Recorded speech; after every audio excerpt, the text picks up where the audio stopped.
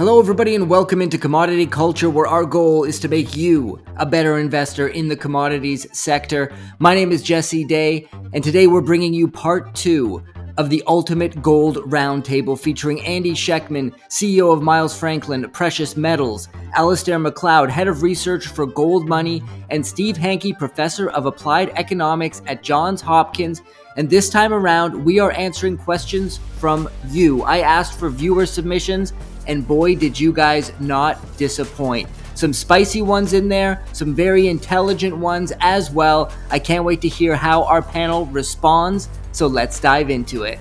We are back with part 2, answering your questions. None of our panelists have received the questions in advance, so this will be off the cuff. You guys submitted some great ones, so very excited to dive into it. Andy, I know you're on a limited time here, so in the interest of time, we'll front load this with a few questions for you, and then you can go ahead and take care of business. So let's start with one from Neil Orlich on YouTube. And this is something you discussed a little bit in part 1. He says, what are your thoughts on the BIS contemplating shutting down Project mBridge? Why now? And is this an acknowledgement that the BRICS nations are a greater threat to the dollar than we have been led to believe by the mainstream media? Yeah, I mean, like I said in part 1, it's almost like a James Bond movie. It's almost like espionage. I know it sounds kind of grandiose, but this has been a project that the BIS Innovation Hub has stood behind for quite some time now.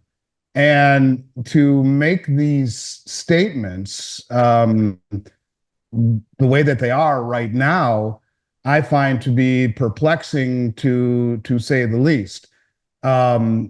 Why wait until the last moment to do this? Why wait until it had been already released? And when you get the State Department telling us that alternatives to the Swiss system and undermining the dollar's role threaten democracy, you start to wonder, is this does this have a little bit of arm twisting involved in it?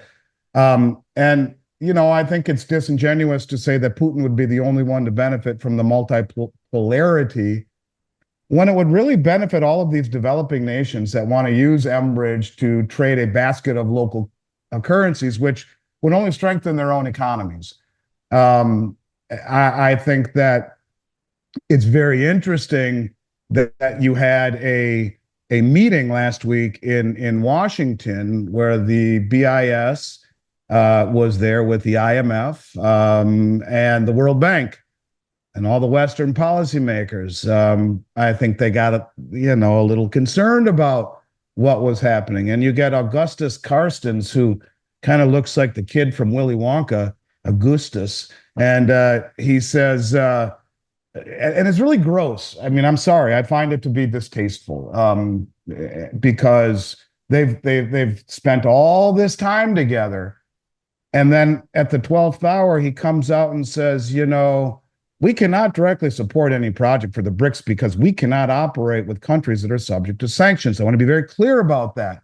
And Agatha Demarius, a senior policy fellow at the European Council of Foreign Relations. In the long run, there is no doubt that the mechanisms like BRICS would be useful for China, Russia, or others to hide sensitive transactions from Western authorities.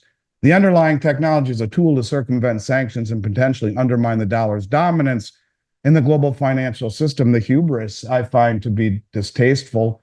And at the same time, you have the BRICS come out completely reiterating their commitment to enhancing financial cooperation and cross-border payment solutions in a cooperative manner.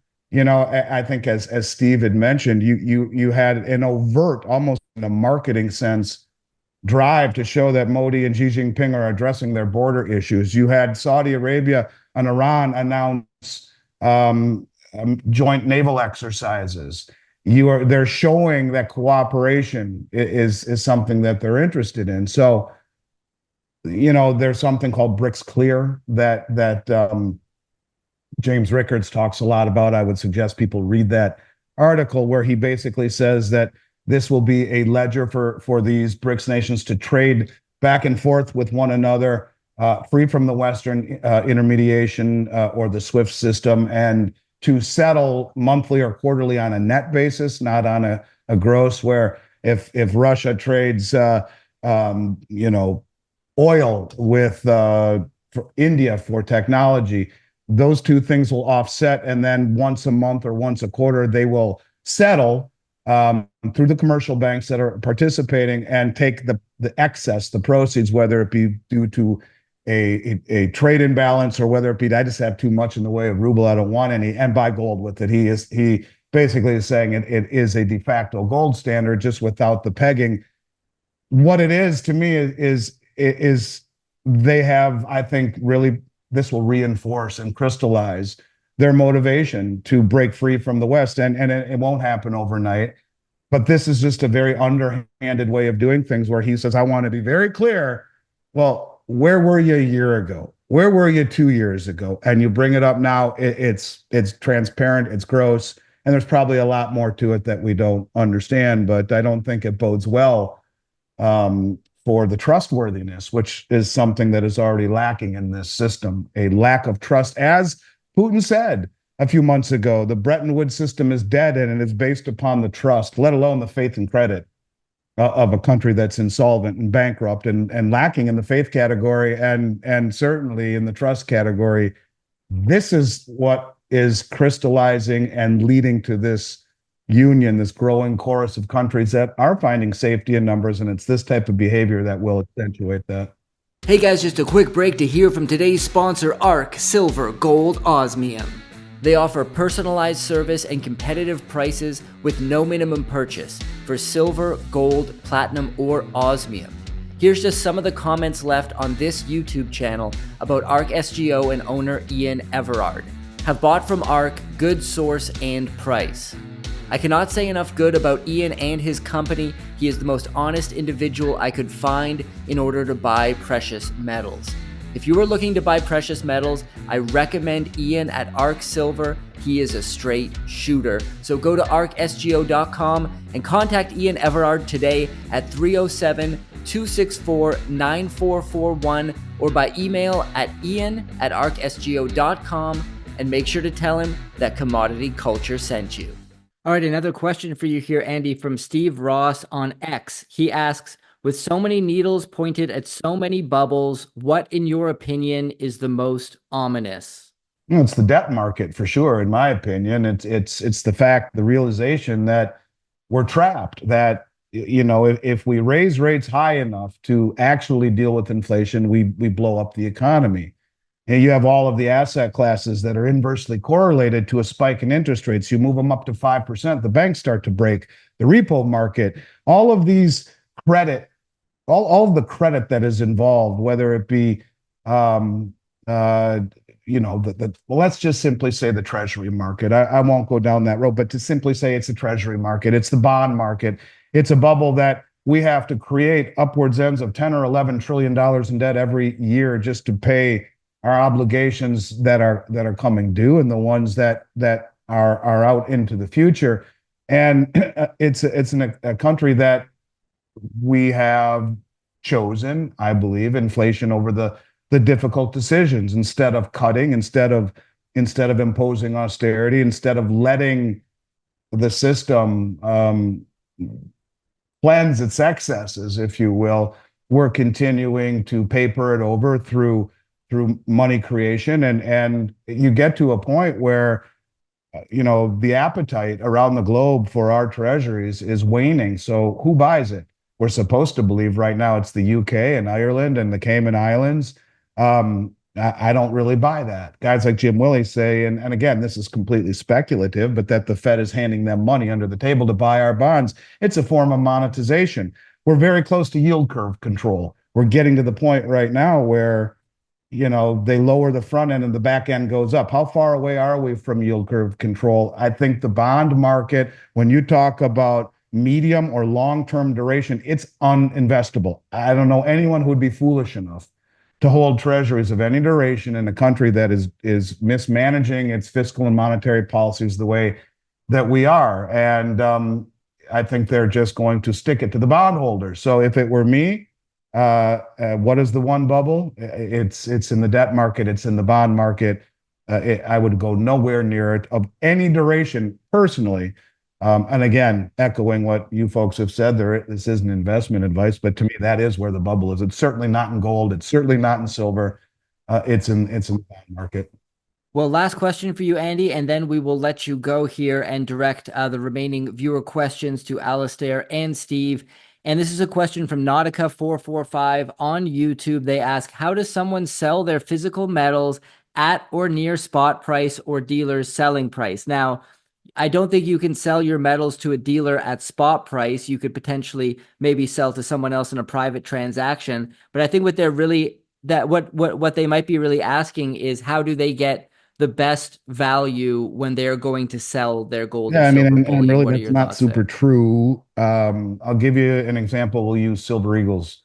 I'm one of only 27 US Mint authorized resellers. I'm not a primary distributor. I was nominated by Prudential Base 15, 18 years ago to be an authorized reseller. I've loved the US Mint. They've done a lot for my career. It's an honor I'm very proud of. If you would have called me anytime in my career leading up to Thanksgiving Day 2019 and said, Andy, I want to buy $100,000 worth of Silver Eagles. What will you buy them for? What will you sell them for? Okay, Jesse, I'll sell them to you right now for $3.39 over the price of silver, and I'll buy them back for $2.65 over. That's pretty much consistent the majority of my career, within a few cents either way. Okay, Andy, let's do that. I'll buy $100,000 worth of Silver Eagles. Great. You call me back 5 months later in the midst of the pandemic. Andy, my business, it got crushed during this lockdown. I need to sell my Silver Eagles. What will you pay me for? You told me $2.65 over spot. Will you still pay that? No, Jesse, how about $11 over spot? You see, for most of my career, the premium, which is not commission, premium is what it costs to produce a coin and distribute it. For the US Mint to take a blank piece of gold or silver, which we call a planchet, and stamp it into the fashion of a coin, to put it in tubes and boxes and send them out to the distributors, the cost of running the mint. And so we've always paid spot or higher on US Mint product and on just about all products. Things have changed a little bit lately, but there have been times over 2020, 2021, 2022, most of 2023 where premiums that we paid were far in excess of anything I have ever seen in my career, where it was a function not only of production and distribution, but mostly of supply and demand, a function where these sovereign mints could not keep up with demand. I urge everyone, you want to talk about a fine line between conspiracy and reality, to watch Bick Swear from Road to Ruta on YouTube, his 3-part interview with Jack Sermon. He's the guy that developed the Silver Eagle program. 75-year-old guy's been there forever. He admits. Now, mind you, when the US Mint was founded, they said that you have to always create as many Silver Eagles as is demanded by the public. He says, I was very upset when I was told by my superiors to only produce as few Silver Eagles as possible without creating a global backlash. He said that the primary distributors came to him, which is illegal. Primary distributors came to him and said, we want 36 million at the end of 2022. They said, we only gave him 12 million. This is illegal. They were told not to do it, and the premiums went parabolic. But what I'm getting at is simply this, that when you talk about premiums and when you talk about selling things back, you have a handful of large market maker primary distributors. And this is one step above me. And these people have contracts with the mints and the refiners, and they buy massive amounts to sell to the public. When the mints run out of product, like we see continuously right now, the US Mint is out of 10th ounce Eagles. They're done producing Silver Eagles for the year. They'll wait till 2025. Platinum Eagles you can't get, they're gone from 2024. Backdates are gone, reinforcing my statement about there is no bull market like a metals bull market, because the higher the price goes only strengthens people's grip on it and their resolve for owning it. But the point I'm simply getting at here is that premiums have really become a function of supply and demand, and the greater the demand, the higher the premium will be. So to that person's question, recently, and largely because we can hedge the metal content, we can't hedge the premium. If we go back to August, July of last year, after Silicon Valley Bank failed, we had 14,000 clients in 45 days, a bank that was illegally bailed out, mind you. And I was buying everything I could from the mint, buying allocations for this month, for next month, and next month, and prepaying for allocations 3, 4 months out. And I had 95,000 Silver Eagles in my warehouse that I paid $9.50 for over spot from the large distributors. When they run out of product, when the mint says I'm done, the distributors now have to decide I'm jacking up premiums. Well, it goes both ways. They're jack up premiums to me. And if I need to sell back to them or people need to sell back to us, the premiums on the buy side are jacked way up. But to the point of why there's a large spread right now between buy and sell, those 95,000 Silver Eagles in my warehouse. And I think part of the reason was that Jack Sermon interview. The mint mysteriously came up with 4 million Silver Eagles, and I could now buy them for $4 a day after. And I lost $5.50 times 95,000. Do the math. I can't hedge that. I'm not making that selling the coins. And so there is a larger spread right now in a market that is this fluid. The primary distributors are buying all they can and realize that the supply chain and the entire system is fragile, and premiums will, I believe, ultimately go much higher. So to the point, there are some bars right now, and some of the online dealers are actually bidding on premium coins back a spot. I've never seen that in 35 years, ever. Typically, on any sovereign mint coin, you're going to get above spot, especially for the American products. But ultimately, if we go back for the last 3.5 years, with the exception of mid 2023 to where we are right now, premiums were massively high, anywhere from $10 to $12, $13 over spot to buy Silver Eagles, 100 plus over spot to buy Gold Eagles or Buffaloes. Junk silver, pre-65 dimes and quarters, we were paying $7, $8, $9 over the price of silver. So it's based upon the environment. And if people think that it's only going to get stronger, you will see premiums go much higher. We're very proud of the fact that we typically are never beaten on bid price. And people who want to sell, that's something we do, we offer. They can always reach out to us. But if you're getting that lousy of a bid price where it's way under the price of silver or gold, you may be talking to the wrong company. That's typically something that is foreign to us. So I do apologize. I have a doctor's appointment I need to run to. I would love to sit and chat with you guys all day. But Jesse, thank you for front loading this portion of the panel. I'm sorry, gentlemen, that I have to leave you, but I'm sure you're in good hands with Jesse, and I look forward to chatting with you all again, hopefully sometime real soon. All right, let us now switch to a question for Steve. This comes from Brian Kuntz on LinkedIn. He addressed it specifically to you, said he's a big fan. I'll have to get you to break down some of the details of this because I don't fully understand it, but he says, Steve, the Hanke curve of 2% is the guidepost of MMT. What good is it if politicians will never live to a balanced budget? The Fed can't operate under the shadows of disregard for the nation. So why isn't gold part of a new Hanke model? Could you break down what he's saying there? What is the Hanke curve?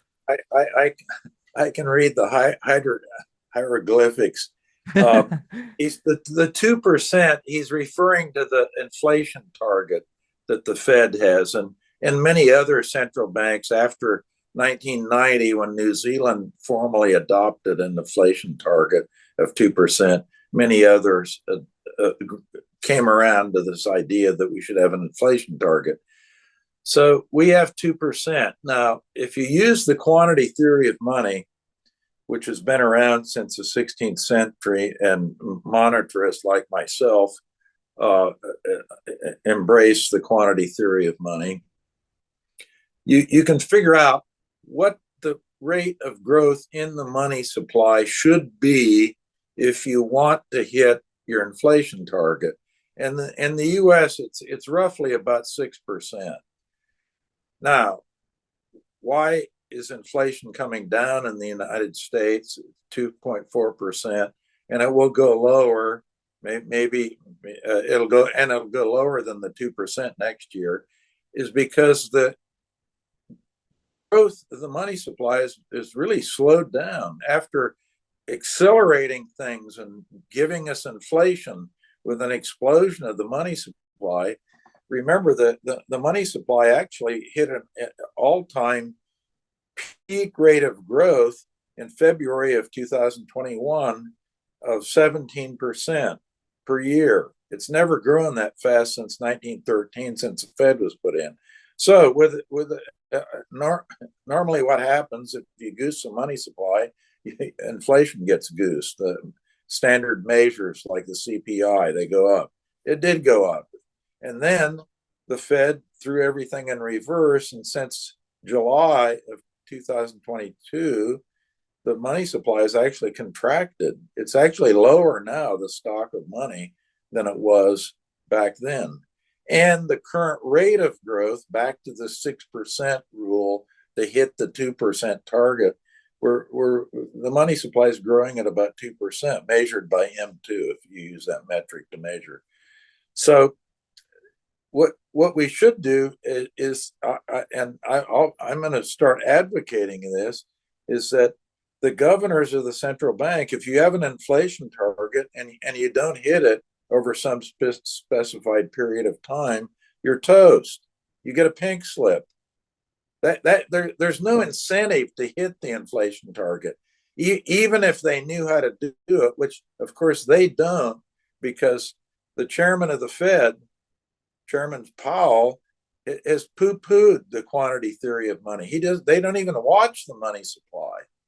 So, and he said this, by the way, publicly and in testimony before the U.S. Congress over and over again.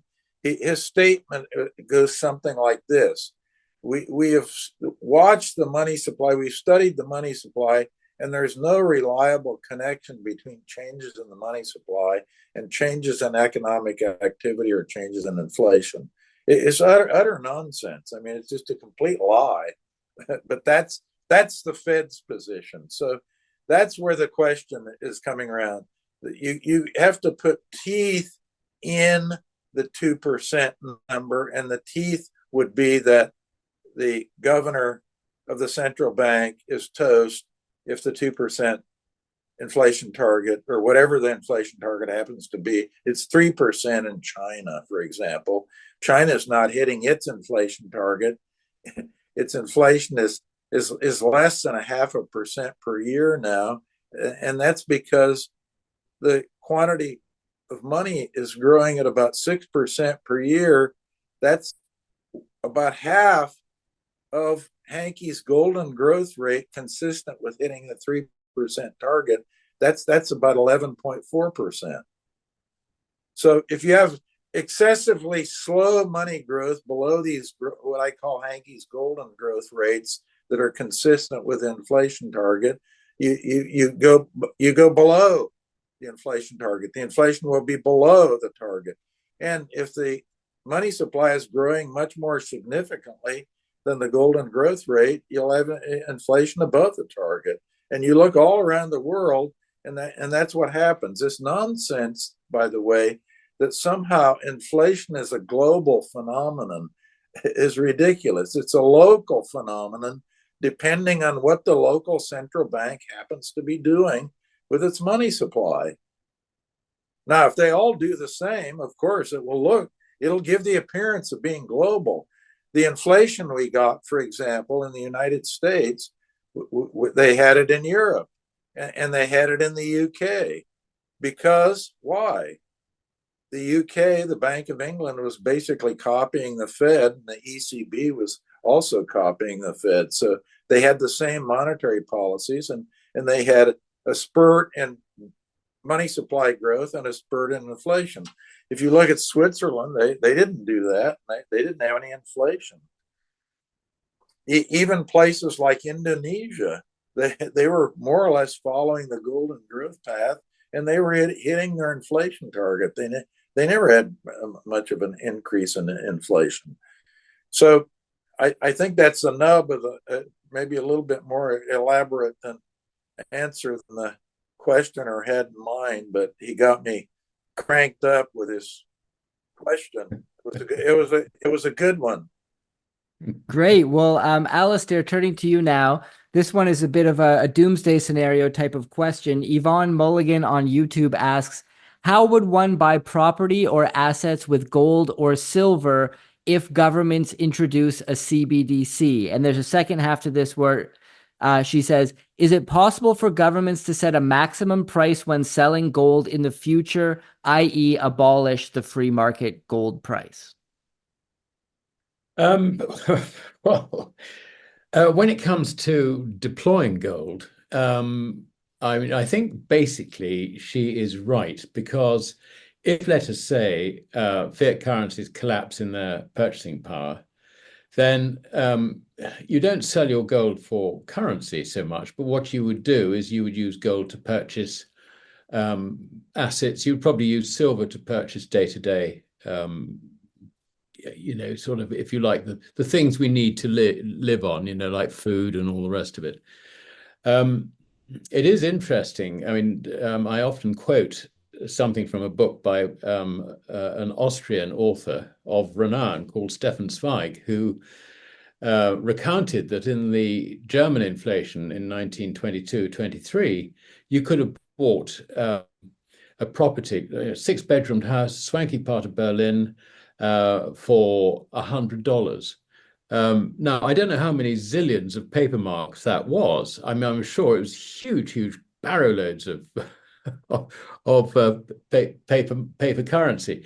But the point is that that was the equivalent of just under 5 ounces of gold at the time, because the exchange rate, the gold exchange rate with the dollar was $20.67 to the ounce. So, I mean, I think she is right in the sense that you would use your gold to purchase assets, because the effect of a collapse of the currency is completely to destroy the value of assets, and even property values will go down. Bear in mind that everything we deal in is credit. I mean, even under a gold standard, people never used gold in transactions. It was always credit. Credit. The difference was that credit's value was tied to gold, and so you had a lot more stability than we have when it is not tied to gold. I'm trying to think. So I think that sort of more or less answers that question. What was the second part of the question, Jesse? Is it possible for governments to set a maximum price when selling gold in the future, i.e. abolish the free market gold price? Well, what they could do is go back onto a working gold standard. And under those circumstances, that then becomes the value in your own currency. But I really think we're a long way away from that. Perhaps a better question might be, is it likely that governments will ban gold ownership? I mean, it would be a very stupid thing to do, but I wouldn't rule it out, because governments tend to do things which are politically demanded rather than economically demanded. But I do think that if, let us say, we had a repeat of the 1933 confiscation episode, then I think that would just drive the price of gold far higher in the paper currency that is doing it. I mean, it would just alert everybody to what's going on. And I do remember when we had suddenly in this country, I think it was back in the 60s, we were banned from acquiring sovereigns, which is a coin of the realm, for goodness sake. And what then happened was that, as far as the dealers in sovereigns are concerned, the price went bid only. In other words, there was no stock on offer. And if you actually wanted to get some sovereigns, it was extremely difficult. I mean, it just went underground like that. It was Gresham's law. The bad money was driving out the good completely. So I think that's probably something which she might just bear in mind. Great. Well, Steve, here's one for you from Sammy McKay on YouTube. With the gargantuan unrealized losses sitting on banks' balance sheets, what, if anything, could force them to liquidate, creating a bank run? One thing that could create a problem would be a change in the bank regulations. If they made a mistake and change the accounting provisions that are allowed for some of the bonds that they have, that could create a tremendous problem and probably a run. And Alasdair, do you have any follow-up thoughts as well? Yeah, basically, I think you've got to understand that what a bank is, it's a dealer in credit. That's the best definition you can possibly have of a bank. The problem that banks have is that in a recession, they end up with bad debts, and that can wipe out their equity quite rapidly. And banks today are very highly leveraged. I mean, I think the US banking system is like sort of 13, 14 times assets to equity, when perhaps a more normal level of leverage would be, say, 8 or 10 times. It's more so in the Eurozone, where with the big banks, the big G-SIB banks, they're more like 20 times. And that is also true of the Japanese banks. So I think I would say that if there is likely to be a big banking problem, it would probably emanate from those jurisdictions, purely because of the leverage on the balance sheets. I think, bear in mind that it is a primary function of a central bank to ensure the integrity of the commercial banking system. They're not going to let any bank fail its depositors. And I know there was talk earlier on about, sort of bail-ins and so on. Forget bail-ins. It'll always be bailout or an arrangement, say, for JP Morgan to take over a failing bank or whatever. That is going to continue to happen. But I think I said earlier on that one of the problems that the central banks have is that they're all into negative equity. And here again, it's actually very easy to deal with. It might be a bit embarrassing if you've got to recapitalize, let's say, the Fed at a time when it's in the process of trying to arrange for the rescue of a commercial entity. But the system with the real difficulties is the Euro system, because the ECB is owned by what they call key holders, which are the national central banks. So that you would have to recapitalize the national central banks in order to recapitalize the ECB. And the problem is that you've got, 26, 27 jurisdictions, many of which will require parliamentary approval for the process. And that then becomes virtually impossible when you involve politicians who don't understand what a bank is. They have preconceived ideas, and they will, for example, I can see in the with respect to the Bundesbank, I can see a German politician turning around and saying, well, hold on a minute. Aren't you owed 1 trillion euros through the Target 2 system? Why can't you use that? You can see how this sort of debate, when things are dicey and you need immediate action, I think that the real weakness is in the ECB. So the Fed, I think, is actually relatively clean in that sense, even though it is in negative equity if you account for it properly. And Steve, here's one for you from Ted Hawk on YouTube. He says, what are the mechanics of gold revaluation? What steps are required by whom? And what are the effects on market participants? Well, the objective value of gold is what the market price is today. This gets into even what I was talking about with the Hanke gold sentiment score that we're giving every hour. Every hour, the sentiment is changing, the price is changing.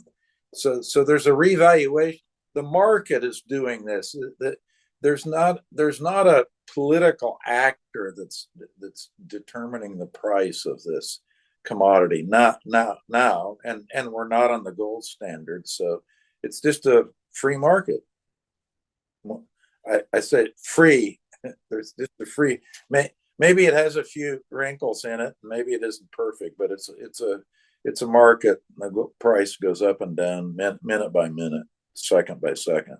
Gentlemen, this has been an excellent couple of episodes. It is really an honor to host both of you as well as Andy on the show. I greatly appreciate it. Before I do let you go, Steve, tell us about your new book, what it's all about and where people can find it. Well, this is book I wrote with Leland Yeager, who, by the way, would have been this year 100 years of age. The Grim Reaper took him out when he was 93, and I picked up the reins and finished the book. Been working on it for 6 years. We'd been working on it for about 25 years prior to Leland's death. And the name of the book is Capital Interest and Waiting. It's published by Palgrave Macmillan, available obviously online on a variety of places, either in ebook or hard copy in your bookstore. And the main point is that the production process that you've learned in all your economics books has what? 3 inputs: land, labor, and capital. Land receives rent as a payment. Capital receives an interest payment. Wages receive a wage. And now we've developed, expanded on really the history of capital theory, and have concluded and woven it into the production process. Waiting, not consuming today, and waiting to investing, to saving and investing today, and waiting receives a payment too. That's the interest rate. And waiting is a factor of production. If you pull waiting out of the production process and you don't have it in there, you're going to have a lot lower levels of production than if you have waiting. The more waiting, the higher productivity, and the greater the pie will be over time. And you have to get paid to wait. You get paid the interest rate. Quite right. Well, I'll put a link in the description below to a link to Amazon so people can purchase the book. Alasdair, tell us about Gold Money and your Substack as well. Really, I'm concentrating on trying to educate people about money and the difference between money and credit, why it really matters when you've got fiat currencies, which are becoming destabilized, I think, by economic events and the increase particularly in debt. So it's an education process. It's an information exchange. We've got a very, very active chat group, who comment on my articles, who comment on each other's comments. So it is a load of fun, and it's not expensive. And I think it could be probably the best value education you could really go for. So it's alastairmacleod.substack.com. Great. I'll put that link in the description below for people who want to check it out. Thank you once again, gentlemen. It's been a blast, and very much appreciate your time today. No, thank you, Jesse. You're welcome. Great to be with you, Alasdair. And thank you for joining us today. As a reminder, this episode brought to you by ARC, silver, gold, osmium. For all your precious metals needs, head to arcsgo.com and contact owner Ian Everard today at 307-264-9441 or by email at ian@arcsgo.com. Commodity Culture is a series on commodities and natural resources. If you would like to see more, be sure to subscribe and hit the bell notification so you're always up to date with the latest episodes.